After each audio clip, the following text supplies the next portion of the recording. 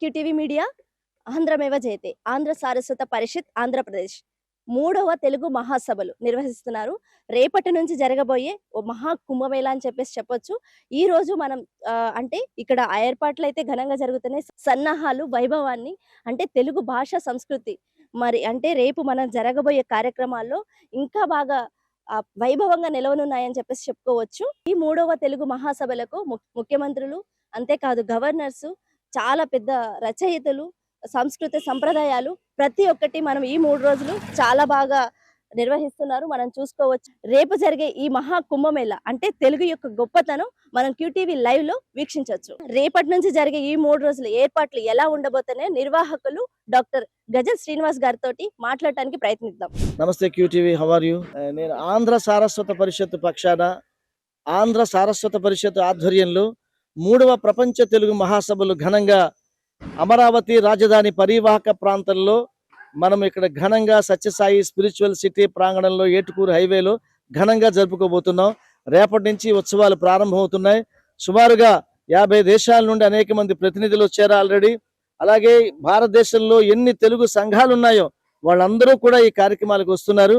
ముఖ్యంగా రేపటి నుంచి రేపు ఉదయం సుమారుగా 10 గంటలకి ఈ ప్రారంభోత్సవ కార్యక్రమం జరుగుతుంది. 1000 మంది పాటలు పాడేవాళ్ళు, ముఖ్యంగా విద్యార్థులు కానివ్వండి, గాయని గాయకులు, పెద్దలు అందరూ కలిసి అన్నమయ్య పద సహస్ర గళార్చన చేస్తున్నారు రేపు ఉదయం. ఆ తర్వాత మన సుప్రీంకోర్టు న్యాయమూర్తి శ్రీ తెలుగు తేజం, మనకు తెలుగు స్ఫూర్తి శ్రీ పమిడి ఘంటం శ్రీ నరసింహ గారి చేతుల మీదుగా శ్రీ అయ్యన్న పాత్రుడు గారి సమక్షంలో రేపు మన ప్రపంచ తెలుగు మహాసభలు ఘనంగా ఇక్కడ ప్రారంభం కాబోతున్నాయి. అలాగే సాయంత్రం పూర్ణకుంభ పురస్కారాలు ఇవ్వడానికి మన తెలుగు తేజం ఒడిశా గవర్నర్ శ్రీ కంభంపాటి హరిబాబు గారు, అలాగే హైకోర్టు న్యాయమూర్తి శ్రీ జస్టిస్ మానవేంద్రరాయ్ గారు ఈ కార్యక్రమానికి విచ్చేస్తున్నారు. అలాగే 4వ తారీఖు నాడు ఉదయం ఇదొక చారిత్రాత్మకమైనటువంటి ఘట్టం. ఎప్పుడూ గతంలో ఎన్నడూ జరగలే. ఒక ప్రపంచ తెలుగు మహాసభలకి ఒక దేశాధ్యక్షుడు రావడం. ఈ కార్యక్రమానికి మారిషస్ అధ్యక్షుడు శ్రీ ధరంబీర్ గోకుల్ గారు సతీ సమేతంగా మన ఈ కార్యక్రమానికి విచ్చేస్తున్నారు. ఆ కార్యక్రమంలో అనేక మంది నాయకులు కూడా పాల్గొంటున్నారు. వారికి భరత మిత్ర అనేటువంటి బిరుదును కూడా మనం ఆ రోజు ప్రదానం చేస్తున్నాము వారికి. 4వ తారీఖు నాడు సాయంత్రం త్రిపుర గవర్నర్ గారు శ్రీ ఇంద్రసేనారెడ్డి గారు మన కార్యక్రమానికి ముఖ్య అతిథిగా విచ్చేస్తున్నారు. ఆ రోజు ఆంధ్ర సారస్వత సేవా విశిష్ట పురస్కారాలను అందజేయబోతున్నాం చాలా మంది ప్రముఖులకి. 5వ తారీఖు నాడు ఉదయం శ్రీ నారా చంద్రబాబు నాయుడు గారు, మన ముఖ్యమంత్రి, ప్రీతమ ముఖ్యమంత్రి, అమరావతి రూపశిల్పి, చైతన్య దీప్తి, వారి కార్యక్రమానికి ముఖ్య అతిథిగా విశిష్ట అతిథిగా వస్తున్నారు. అలాగే గోవా గవర్నర్ శ్రీ అశోక్ గజపతి రాజు గారు కూడా ఈ కార్యక్రమానికి వస్తున్నారు. అదే రోజు మధ్యాహ్నం 3 గంటలకి మన 13వ భారత ఉపరాష్ట్రపతి శ్రీ వెంకయ్య నాయుడు గారు తెలుగు భాష అమృత భాష అనే ఒక సభలో వారి అద్భుతమైనటువంటి ప్రసంగాన్ని ఇవ్వబోతున్నారు మనకి. అదే రోజున కొంతమంది సినీ ప్రముఖులకు వెంకయ్య నాయుడు గారి చేతుల మీదుగా జీవన సాఫల్య పురస్కారాలు అందజేయబోతున్నాం. అదే రోజు సమాపనోత్సవం ముగింపు సమావేశానికి శ్రీ ఎన్వి రమణ గారు, మన సుప్రీంకోర్టు పూర్వ ప్రధాన న్యాయమూర్తి, వారు ముఖ్య అతిథిగా విచ్చేస్తున్నారు. బొప్పడి కృష్ణమోహన్ గారు కూడా అతిథిగా విచ్చేస్తున్నారు. సుమారుగా 1000 మంది కవులు ఈ తెలుగు మహాసభల్లో అమరావతికి నీరాజనం ఇస్తున్నారు. అవధానాలు జరగబోతున్నాయి. అలాగే తెలుగు భాషలో ఉన్నటువంటి 23 గొప్ప సాహితీ ప్రక్రియల్ని ఇక్కడ ఆవిష్కరించబోతున్నారు. ఇక్కడ గొప్ప గొప్ప చర్చలు జరగబోతున్నాయి దానిపైన. అలాగే ఘంటసాల బాలు వేదిక పైన సుమారుగా 200 మంది గాయని గాయకులు మన తెలుగు భాషలో ఉన్నటువంటి గొప్ప చలనచిత్ర గీతాలని ఒక ప్రత్యేక వేదిక మీద గానం చేయబోతున్నారు. అలాగే ఇదే ప్రాంగణంలో శ్రీ రామోజీరావు గారి యొక్క నివాళిగా వారికి నీరాజనంగా హస్త ప్రదర్శనశాలలకి వారి పేరు పెట్టడం జరిగింది. ఇక్కడ మీరు ఎన్నో గొప్ప గొప్ప హస్తక లేపాక్షి కానివ్వండి, కలంకారీ కానివ్వండి, పురాతన నాణాలు కానివ్వండి, అలాగే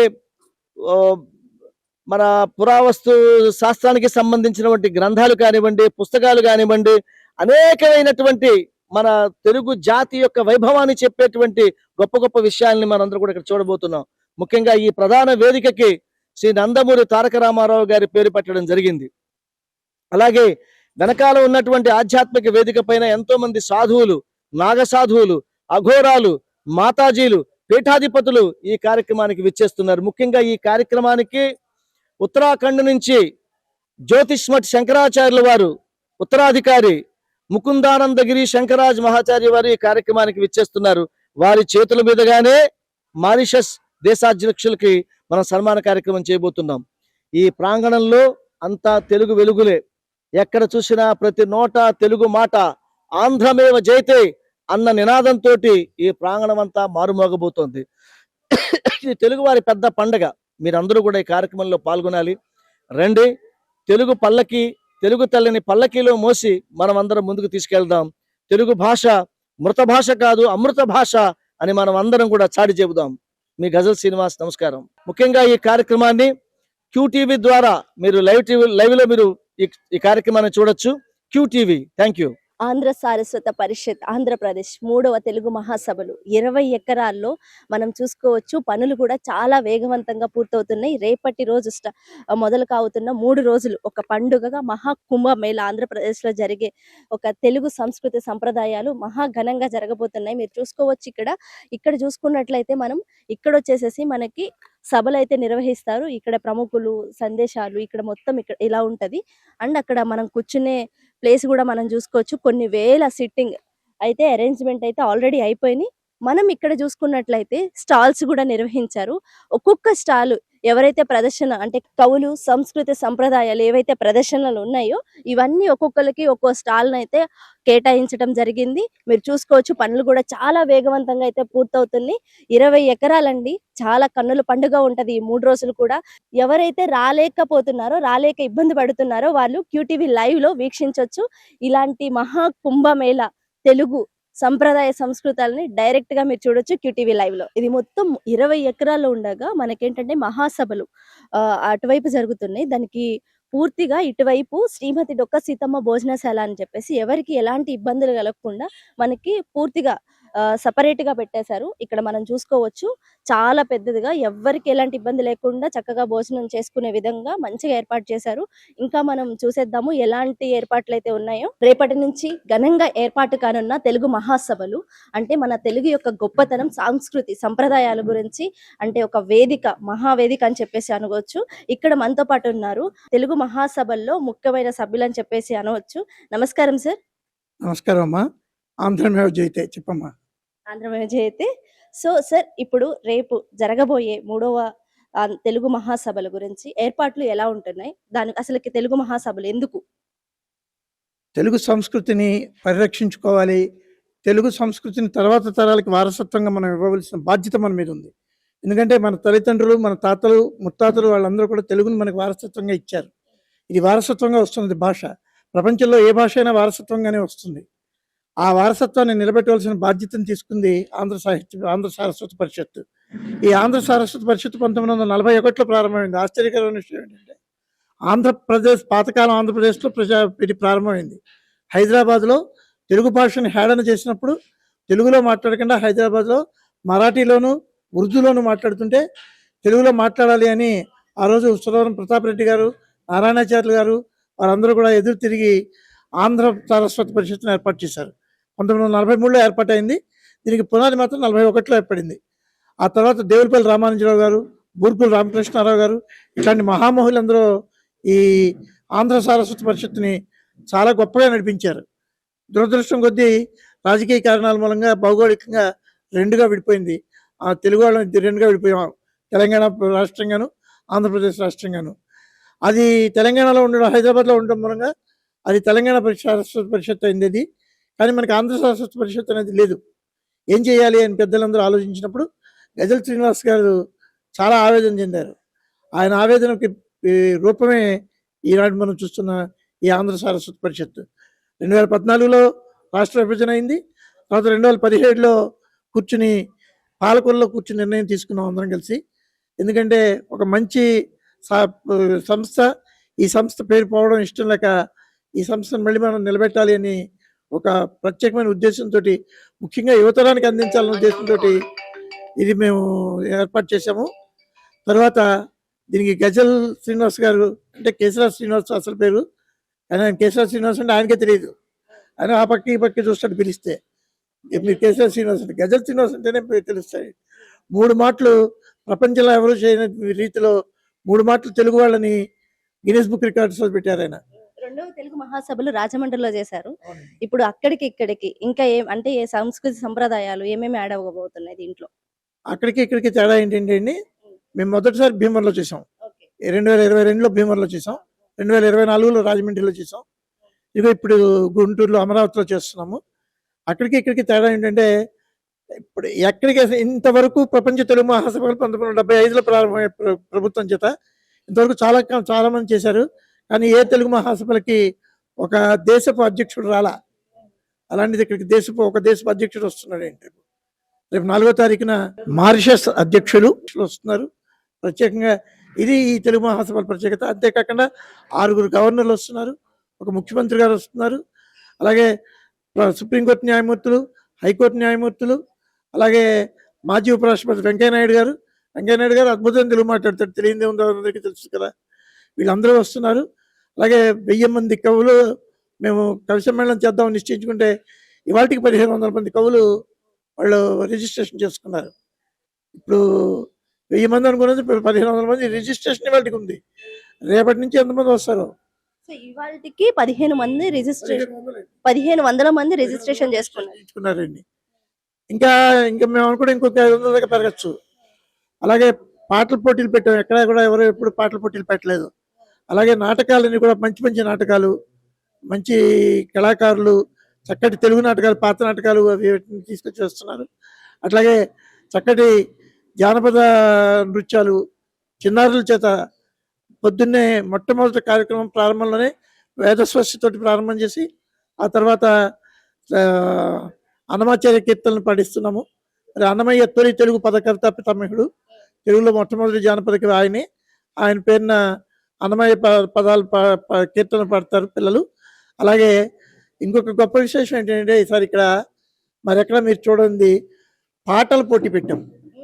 పాటల పోటీ ఎక్కడ చేయట్లేదు ఎవరు నుండి, మేము పాటల పోటీ కూడా పెట్టాం. పాటల పోటీలో అందరినీ దానికి మాత్రం ముందుగానే వాళ్ళందరినీ పరీక్షించి వాళ్ళందరికీ ఆడిషన్ టెస్ట్ పెట్టి ఆడిషన్ టెస్ట్లో పాస్ అయిన వాళ్ళని మాత్రం తీసుకున్నాం. అలాగే ఇక్కడ నాటకాల మీద, తర్వాత తెలుగు సాహిత్యంలో ఉండే వివిధ ప్రక్రియల మీద సదస్సులు జరుగుతున్నాయి. మొత్తం 22 సదస్సులు జరుగుతున్నాయి. 22 సదస్సులు. ఈ 22 సదస్సుల్లో ఒక్కొక్క సదస్సులో 6-7 తక్కువ కాకుండా కవులు పాల్గొంటున్నారు. ఒక్కొక్క సదస్సు ఒక్కొక్క గంట, రోజుకి 6 సదస్సులు పనిచేస్తున్నాం. అలాగే 3 రోజులు కన్నుల పండగ ఉండబోతుంది తెలుగు మహాసభలు. ఖచ్చితంగా అండి. ఇంకా చెప్పాలి అంటే, ఎప్పుడో జనవరి 14 వరకు సంక్రాంతి కోసం ఎదురు చూడటం కాదు, జనవరి 14 ఉండాల్సిన సంక్రాంతిని ముందుకు తీసుకొచ్చి 3వ తారీఖున ఇక్కడ గుంటూరులో ఏర్పాటు చేస్తున్నాం. పైగా ఈ గుంటూరు మహామహులు తెలుగు సంస్కృతికి కానీ, తెలుగు సాహిత్యానికి కానీ, తెలుగు రాజకీయ రంగానికి కానీ, తెలుగు సినీ రంగానికి కానీ ఈ గుంటూరు జిల్లా చేసింది. అందులో గుంటూరు పట్టణమే చాలా గొప్ప సేవ చేసింది. మహామహులు అందరూ ఎంతమంది వచ్చారు ఇక్కడ, వాళ్ళందరి పేర్లు చెప్పాలంటే 2 రోజులు పడుతుంది. అంతలాంటి మహానుభావులు ఇక్కడ పుట్టారు గుంటూరులో. వాళ్ళందరికీ కూడా మేము నమస్కారం చేసుకుంటున్నాం.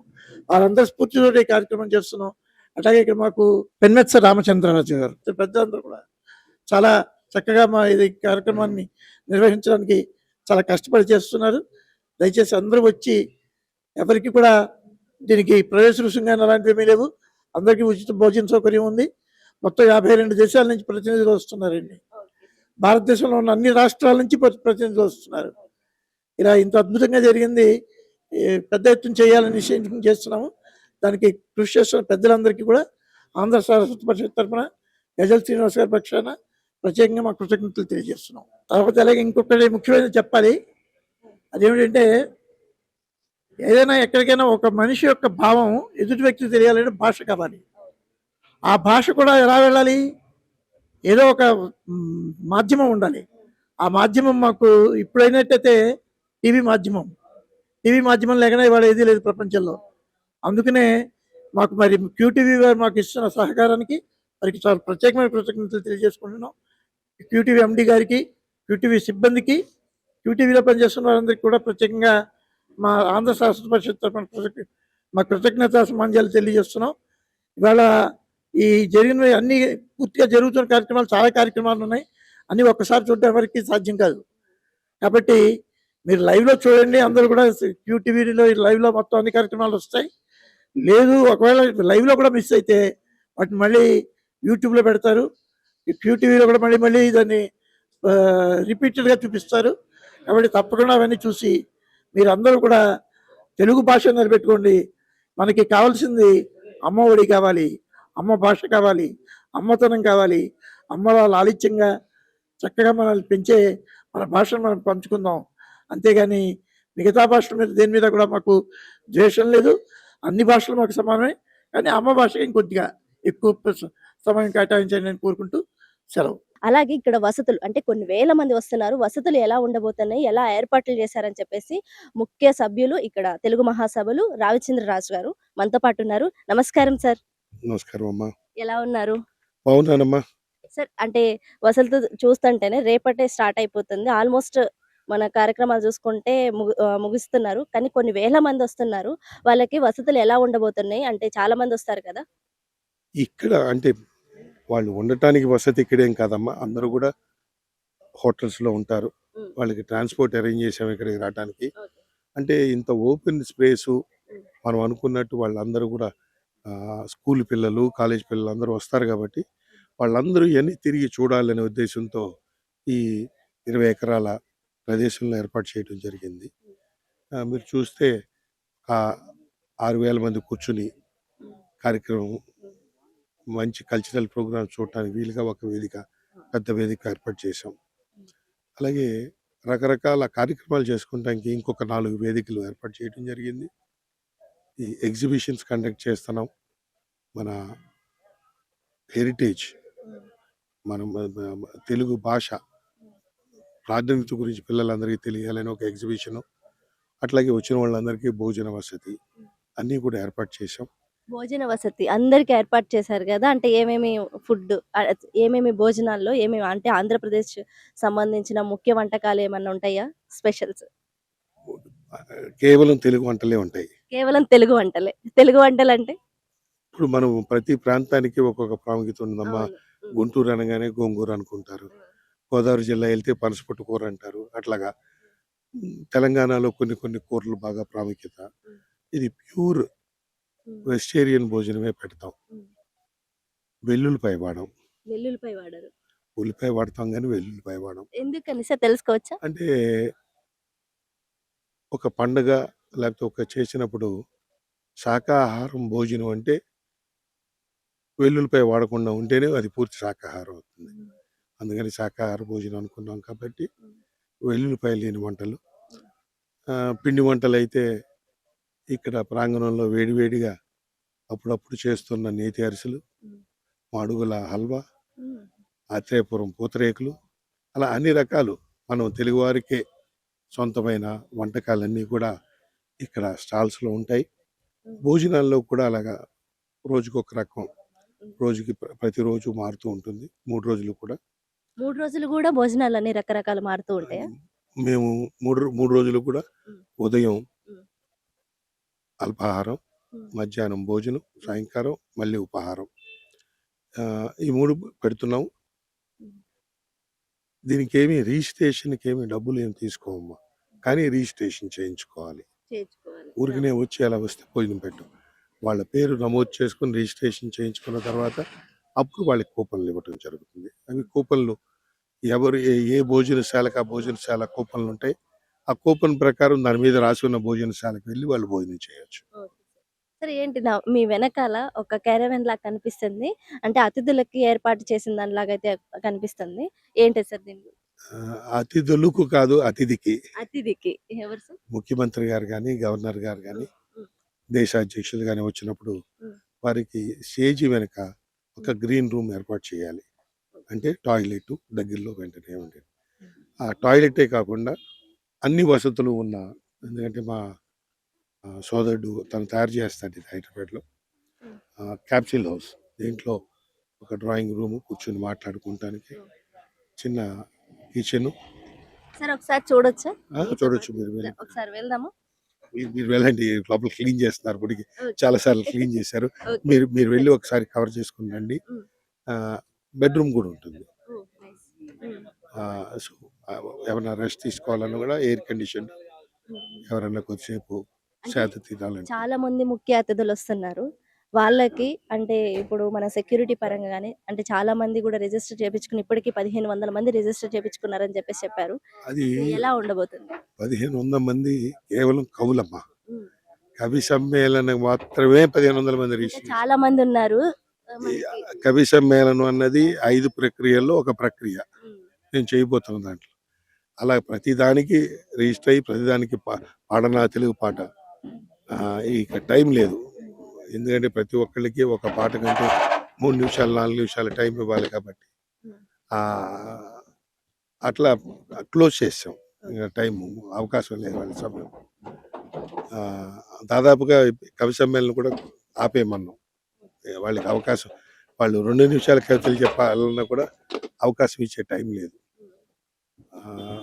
అన్ని రకాల హరికథలు చెప్పేవాళ్ళు వస్తున్నారు. అష్టావధానాలు జరగబోతున్నాయి. రకరకాలు తూర్పు భాగవతం అని మన విశాఖపట్నం శ్రీకాకుళం ప్రాంతంలో బాగా ప్రాముఖ్యత ఉంది. వాళ్ళు వస్తున్నారు, 13 తరాల నుంచి వస్తున్నారు కుటుంబం. అది ఇంకో 3-4 కుటుంబాలే ఉన్నాయి. ఈ 3-4 కుటుంబాలు అయిపోతే ఇంకా కలపోయినట్టే. అది ముందుకు తీసుకెళ్లేవాళ్ళు కూడా లేరు ఎవరు. అలా అట్లన్నిటి గురించి ఇక్కడ ముందు తరాలకి చూపించాలని తాపత్రయం. అది అంటే సంక్రాంతి ముందే వచ్చింది అనుకోవాలి. గుంటూరులో ఇది ఒక కుంభమేళ, భాషా కుంభమేళ. ఇటువంటి తెలుగు కుంభమేళ అద్భుతమైన పండుగని, గుంటూరులో జరుగుతున్న తెలుగు భాషా పండుగని అందరికీ ఇక్కడికి రావడానికి అవకాశం ఉండదు. మీరు ఇక్కడికి రాలేకపోయినా QTVలో లైవ్లో చూడొచ్చు. ఈ ప్రోగ్రాంలన్నీ కూడా QTV వారు లైవ్లో మొత్తం ఈ 3 రోజుల ప్రోగ్రాంలు కూడా వాళ్ళు ఇస్తున్నారు. అందరూ కూడా QTV లైవ్లో ఈ ప్రోగ్రాంలు చూసి మీరు కూడా ఈ పండుగలో భాగస్వాములు కావాల్సిందిగా తెలుగు మాట్లాడే ప్రజలు, ప్రపంచం మొత్తం మీద ఉన్న ప్రజలందరికీ కూడా వినిపించుకుంటున్నాను. ముఖ్య అతిథులకి ఏదైతే క్యాప్సూల్ హౌస్ ఏర్పాటు చేశారో ఒక్కసారి మనం చూసేద్దాము. అంటే దీంట్లో ఎలాంటి ఏర్పాట్లు అయితే ఉన్నాయో మనం చూసుకోవచ్చు. లివింగ్ రూమ్ లెక్కన మనకి ఇక్కడ కూర్చోటానికి ఒక సోఫా, మన హౌస్ ఎలా ఉందో అలానే ఉంది. సో ఇంకా ఏర్పాట్లు అయితే క్లీనింగ్ ప్రాసెస్ అయితే జరుగుతుంది. అండ్ ఒక కిచెన్ కూడా ఇక్కడ ఏర్పాటు చేశారు. అండ్ అంతేకాదు ఇక్కడ ఒక బెడ్రూమ్ కూడా చాలా కంఫర్టబుల్ గా మన ఇంట్లో ఎలా ఉంటుందో అలానే చక్కగా ఏర్పాటు చేశారు. అండ్ బాత్రూమ్ కూడా మంచిగానే ఉంది. సో ఇంకా క్లీనింగ్ ప్రాసెస్ అయితే జరుగుతుంది. ఇది ముఖ్య అతిథులకి ఏర్పాటు చేసిన క్యాప్సూల్ హౌస్. మనతో పాటు ఉన్నారు లక్ష్మీనారాయణ గారు, గోరంట్ల నుంచి వచ్చారంట. ఒకసారి అడిగి తెలుసుకుందాము. నమస్కారం అండి. నమస్కారం అమ్మా. ఎలా ఉన్నారు? బాగానే ఉన్నామమ్మా. సో ఈ రోజే అంటే ముందు రోజు రావటానికి గల కారణం అంటే అంటే పాల్గొంటున్నారా? మేము ముందుగా అరేంజ్మెంట్ చేశారు కదా, ఈ అరేంజ్మెంట్ ఎట్లా ఉందో అని మేము ఎక్కడ పోయినా మన చంద్రబాబు నాయుడు అక్కడ అమరావతి దగ్గర నరేంద్ర మోడీ గారిని తీసుకొచ్చినప్పుడు ఆ ప్రోగ్రాం కూడా మేము ముందుగానే చూసాము. ఎట్లాగే ఎట్లా ఉంటుందో చూద్దాం, మా దగ్గర జరుగుతుంది కదా, భగవంతుడు కళ్ళు ఇచ్చాడు, ఆ కళతో ఆనందంగా చూద్దామని వచ్చాము. ఎలా ఉంది సార్? వైభవంగానే ఉంది. మరి మాట్లాడే వాళ్ళు ఎలా మాట్లాడతారో అది ఏంటంటే మన భూమి గురించి ఒక మాట చెబుతాను. మన భూదేవి ఎలాంటిది అనేది. చెప్పండి సార్. వేదముకులతోడ వేద ఘోషలతోడ వెలుగొందినట్టిది వేద భూమి, రతనాల రాసుల రమణీయ శోభతో ప్రసవించినట్టిది రత్నభూమి, మిసమిసలాడే పసిడి పైరులతోడ బాసురం వైనట్టిది భరత భూమి, విజయలక్ష్మిని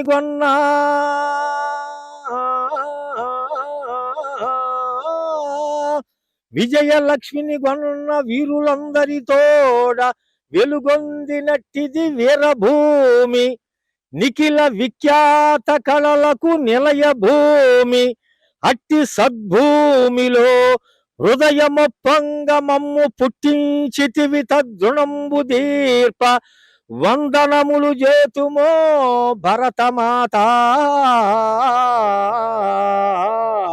మనము అట్లాంటి భూమిలో పుట్టామమ్మా.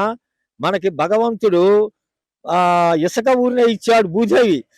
పంటలు యాపులకాయలు ఏంది, మామిడికాయలు ఏంది, పత్తి ఏంది, వరి ఏంది అంతా భూదేవి ఇస్తుంది.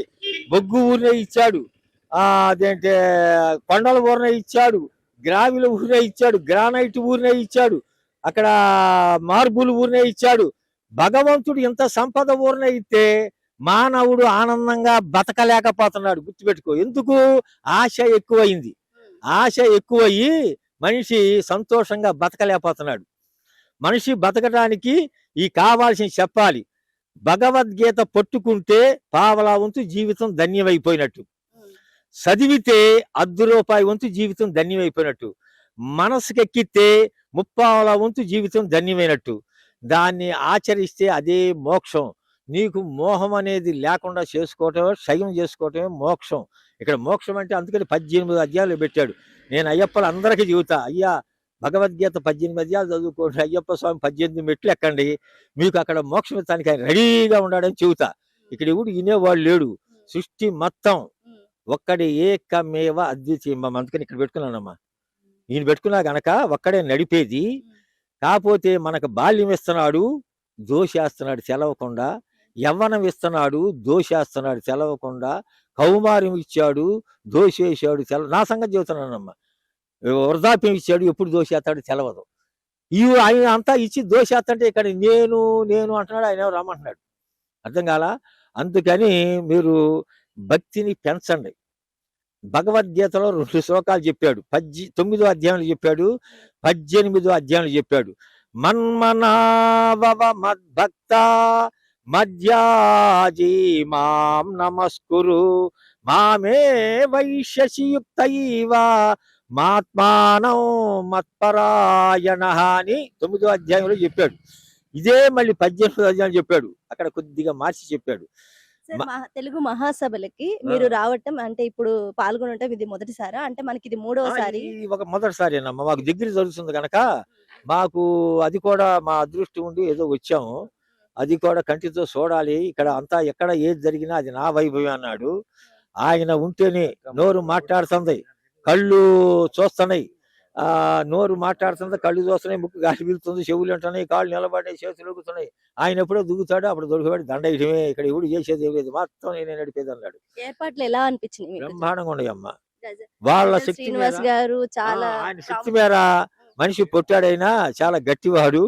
ఇంత ప్రోగ్రాం చేస్తానంటే అది నా పోటాడైతే ఏం చేస్తాడమ్మా? ఆయనకి భగవంతుడు ఆ శక్తి ఇచ్చాడు. ఆయననే తెలుగు గొప్పతనం దాడటానికి. ప్రపంచంలో ఉన్నటువంటి తెలుగు గొప్ప వ్యక్తులందరూ ఇక్కడికి వస్తున్నారు. దీనికి ప్రత్యక్ష ఉదాహరణ ఈయన ప్రముఖ ఆధ్యాత్మికత గాజుల లక్ష్మీనారాయణ గారు. ఈయన ఇప్పుడు మీకు శ్లోకాలు వినిపించాడు. ఇట్లాంటి తెలుగు గొప్పతనాన్ని చెప్పడానికి ఎంతో మంది ఇక్కడికి కంకణబద్దులై వస్తున్నారు. ఏర్పాట్లు బ్రహ్మాండంగా జరుగుతున్నాయి. పొద్దుటి నుంచి కోలాహలంగా ఉంది. ఒక 70 స్టాల్స్ ఏర్పాటు చేశారు. పుస్తక మహోత్సవం లాగా స్టాల్స్ ఉంటాయి. తెలుగు గొప్పతనం తెలియజెప్పడానికి సాంస్కృతికంగా చారిత్రాత్మకంగా జరిగినటువంటి సంఘటనలు అన్నీ కూడా ఈ స్టాల్స్ లో ప్రదర్శన ఏర్పాటు చేశారు. ఇది మన తెలుగు వారి జాతికి, తెలుగు వారి అందరికీ, ప్రపంచంలో ఉన్న తెలుగు వారి అందరికీ గర్వకారణం తెలియజేస్తా ఉన్నాం. శిరస్సు వంచి పాదాభివందనం చేస్తాం. ఈ కార్యక్రమాన్ని జయప్రదంగా చేయాలని కోరుతున్నాం. జై భరత భూమి, జై భారత్, జై భారత్, జై భారత్. భారతదేశంలో పుట్టినందుకు సంతోషపడాలి మనిషి, గుర్తుపెట్టుకోండి. గుంటూరు దగ్గరలో ఎవరైతే ఉన్నారో వాళ్ళు రావటానికి ట్రై చేయండి. చాలా కన్నుల పండుగ అయితే ఉంటది. ఎవరైతే రాలేక ఇబ్బంది పడుతున్నారో QTV లైవ్ లో వీక్షించండి.